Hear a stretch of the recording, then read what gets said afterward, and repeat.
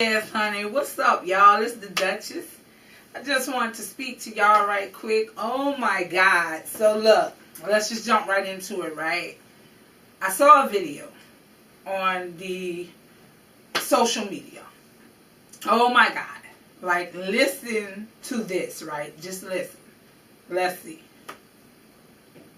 Listen, you know what the fuck I hate? You see somebody that you know running a business and you want to do the same thing. So you ask them what steps did they take? And it's mainly our fucking race. I'm just going to call it how I see it. Because they don't want you to compete with them. But it's enough money for everybody, bitch. So I got a friend. I'm asking. I'm like, yo, I want to start a business. How can you do it? Because she's successful. Well, Jess, it's a lot of hard work, you know? Okay. But like more specifically, how did you make it happen? Like, what did you do? I dedicated everything I had, you know, I committed, you know. But more specifically, what did you have to go through? Like, it's gonna be a lot of long nights, a lot of sleepless days, you know. Bitch, that sounds like a heartbreak. I'm talking about the steps. Who did you call? How did you get started? Specifically, since that's how black people understand specifically. Specifically, who did you call? Jesus. Believe it or not, Jess, Jesus and God were the only two people I called. They were the only ones to help me through this. Well, bitch, what's their numbers? Because I ain't getting... Right? And it's a lot of people that feel like that. And that is fucking disgusting. Not her. The way she feels. So many people feel entitled to what other people got and what other people did. And looking for hand-me-downs.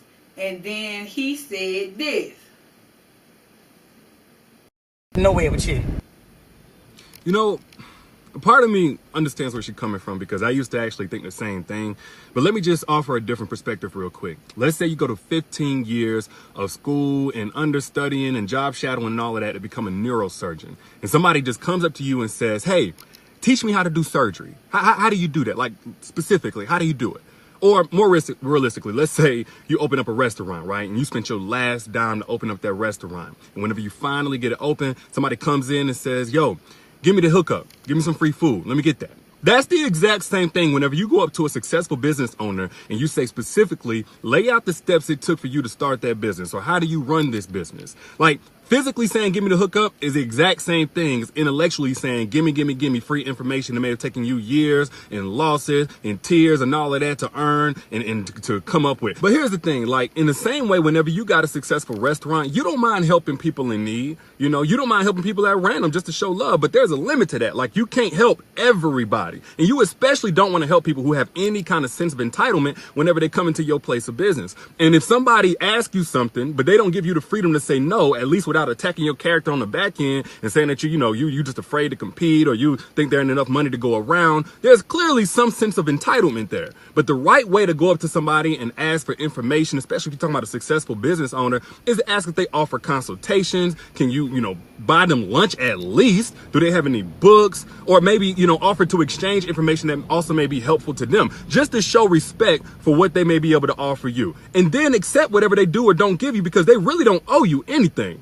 Granted, I'm not saying that if you need help in your business or if you ask an entrepreneur for help in their business, like you're entitled, you're just a bad person. I really think the problem is we live in a day and age where information is so freely given, and because right then and there it's nothing, it costs them nothing to tell you something. So we automatically think it didn't cost them much to acquire that information. But let me tell you something. A lot of people think that entrepreneurs are out here depressed and going crazy or committing suicide because money don't buy happiness, when that's partly the truth. But the other part to that truth is entrepreneurship is just hard. Like you put your heart, your soul, your last dime towards something just to finally see whenever you launch it, people don't support it, or somebody done stole your concept, or the one mistake that you made from your naivety caused your whole business to come crashing down. Now you got your family, your friends, your exes, your enemies, and everybody else looking at you like you a failure. On top of that, you more broke than whenever you first started, so you got to figure that out. Add kids to the mix who are dependent on you, and here comes the anxiety. Here comes the frustration. And whenever you finally get over that hump, whenever you finally figure it out, all the information and lessons that you learn have that much more value, not just because of what the money is that it's saving you and what it's making you, but also because of what you went through to get that. So whenever somebody comes up and says intellectually, gimme, it's damn near an insult. So like before we approach people and we say, you know what, if you don't tell me what I want to know from you, it means you don't think there's enough money and success to go around. Let's first make sure we approaching them with the appropriate amount of respect of what it may have taken for them to earn the information that we want from them. Because that ain't no friendly talk about what happened on your favorite reality show or who scored the most points last night. That's a business consultation that apparently you're expecting for free. Again, it's not strictly about the money. Like maybe they didn't have the time, or maybe they didn't have the energy, or maybe you didn't approach them the right way out the gate, and had you done that, they would have been willing to help you. But if they did not, they still wouldn't be wrong for it. And if you're thinking to yourself, it ain't even that serious, it ain't even that deep, then they rightfully chose not to waste their energy on you because clearly you don't value it. Yes, honey, I definitely agree with what he's saying. I'm sorry. I've been in this situation so many times. Especially, I've already explained to y'all I got a problem with the hold me down. Oh, you know so-and-so, you can't pass on my tape. Let me tell y'all something. The one thing celebrities hate are people in power or people that can help you out. If they do something saying, send me your tapes or whatever else, by all means, send it to them. Or send it to them privately. Or find out who is they in or for their company. Or do your homework. But the one thing that is so frustrating to them is when they're trying to eat and you're walking up to them. Hey, I'm so-and-so. I'm the best, hottest, whatever. Yeah. Here's my tape. Here's my whatever. That is the most. Come on, just common sense. Really?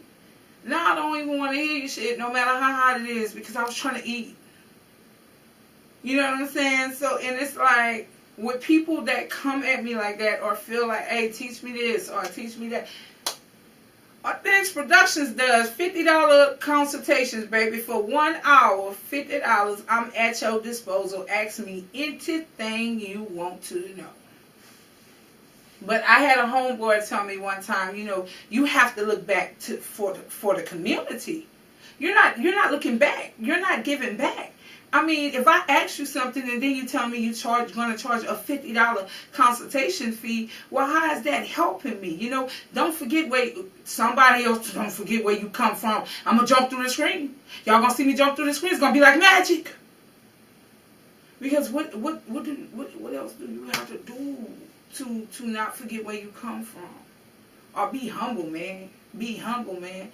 You know what? Next time they pull them student loans on my bank account, they pull my payment out, I'm going to see if I can stop them payments and get them a piece of paper that says, be humble. And if they don't let me get them a piece of paper, well, don't ask me to teach you what I learned. That's bottom line. Because I can't give Sally Mae, be humble. I cannot put that on a paper and every month send them, be humble, man. Be humble. Sally Mae, man, want y'all to be humble, man. Come on, man, don't forget where y'all come from, bro. I tried it, man. They called me immediately. Something's wrong with your payment. I tried it. I sent them a slip. It said, be humble. Put it in the mail. Send it to them. They called me. They're like, I'm crazy. Oh, maybe you sent us the wrong, your check. Did you forget to put the check in the envelope? We have here something from you. It looks like it's a paper. And the lady was very nice and professional. She said, it looks like it says here, be humble. Maybe you were writing this to someone and you accidentally slipped it in your Sally Mae with your Sally Mae payments. So that you can't tell them be humble. They're not trying to hear that. Especially when you owe them over $100. Now they're not trying to hear that. So people out here got loans. People out here pay for their education. People out here, Lord, I went to school pregnant. And that ain't fun when you got to walk the campus. And you got high blood pressure. And you just had 2 strokes. Baby, pay me my little $50 consultation fee and let's move on with life. But as for me just handing you the game, no, sir. Didn't nobody hand it to me. And I say no, sir, because, hey, well, you know what? And no, ma'am, too. Because I was about to say, because females never come at me like that, but I'm lying. Let me tell you something. I don't know nobody. How much you pay for this? How much you pay for that? Well, how you get this? How you get that? Ma'am, you want a $50 consultation free? You want to pay a $50 consultation fee? Other than that, I think it is very disrespectful to ask someone, well, how much you pay for your cameras? How much you pay for your microphones? How much you pay for this? How much? That is disrespectful, ignorant, and classless. In my opinion. I'm sorry. Because if you're, first of all, don't do what I'm doing and don't do what I did. Be better than it. Go for your calling. Go do what you're supposed to be doing and do what you got to do for you. Because what I'm doing for me and what I'm supposed to be doing for me and walking in my purpose and fulfilling my purpose, I'm doing what I got to do for me. My calling and your calling ain't the same. I already know it. I keep telling people God didn't call us all to do the same thing. And she is right. It's a lot of money out here. There's enough for everyone. And there was enough for everyone when I walked that campus every day with that big ass belly about to fall out. I didn't even have a book sack when I was pregnant. I had a suitcase because I had to carry all my books and stuff and extra snacks and all that stuff there. So just to make sure everything was copacetic, and if I passed out, Lord, I would be all right. I had a rolling suitcase. You would see me rolling around campus with a suitcase with nothing but snacks and juices and everything to survive the day, Lord. And them little kids, them younger ones, I ain't gonna call them little kids, but the younger ones, oh, they used to love to catch up with me on campus, especially the young men, honey, so they can roll my little book sack and go through it because everything possible, crackers, cookies, it was like a walking juice box. Everybody wanted to get some. But again, everything inside of that little suitcase I'm telling you about, I had to pay for to get through what I needed to get through to get to the next step in my life. And then for you to come sit next to me and say, man, come on, man, be humble, man. Be humble, man. Come on, man, help a motherfucker out, man. Don't forget where you came from, man. Look back for the community. Shit, help me pay salary, man. Look out for me. Don't be humble, my dude. Come on, man. You just told me about this chain you going by. You just told me about this. You got an iPhone 10, my brother. I ain't got. Come on, man, be humble. Help me pay salary, bro. Let it be a community effort, bro. Look out for me and I'm going to look out for you, bro. But the minute I say help me with them student loans, now you don't want to talk. Nah, you got it, man. That's why I ain't never went to school. Because I knew I couldn't afford that shit, man. You couldn't afford that shit, man. You shouldn't have went, man. Nah, my nigga, I ain't trying to hear all that, my dude. I ain't trying to hear all that.